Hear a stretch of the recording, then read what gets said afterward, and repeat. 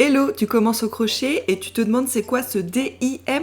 C'est l'équivalent de diminuer ou de faire une diminution et ça va permettre à ton ouvrage de réduire. Donc c'est pratique pour fermer un ouvrage ou tout simplement pour lui donner une forme plus étroite. Aujourd'hui, je te montre 3 techniques différentes, de la plus simple mais pas super jolie à l'astuce de pro qui va te rendre une diminution invisible. On regarde ça tout de suite.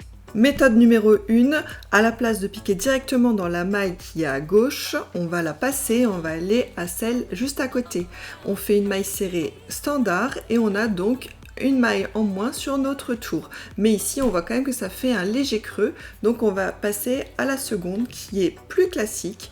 Donc ici, on va venir piquer dans la première, on va ramener le fil, on va repiquer dans la seconde, on ramène encore le fil. On a donc 1, 2, 3 fils sur notre crochet.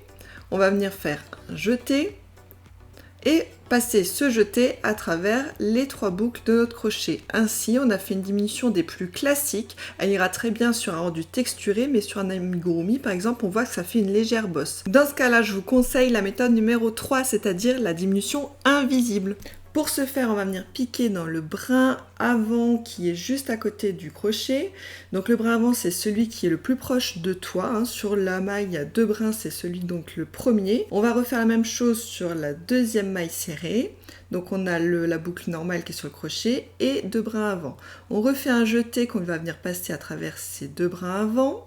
On a donc 2 boucles sur le crochet. On va refaire un dernier jeté et le passer à travers les 2 boucles. Donc voilà, tu as une diminution invisible. Si tu débutes, je te conseille peut-être de commencer par la 1 et t'entraîner au fur et à mesure vers la 2 et la 3. Mais le secret, ça va être vraiment de s'entraîner. Alors enregistre ce post pour plus tard et revenir sur les techniques. Si tu as des questions, n'hésite pas à me les poser en commentaire et en attendant, je te souhaite un bon crochet.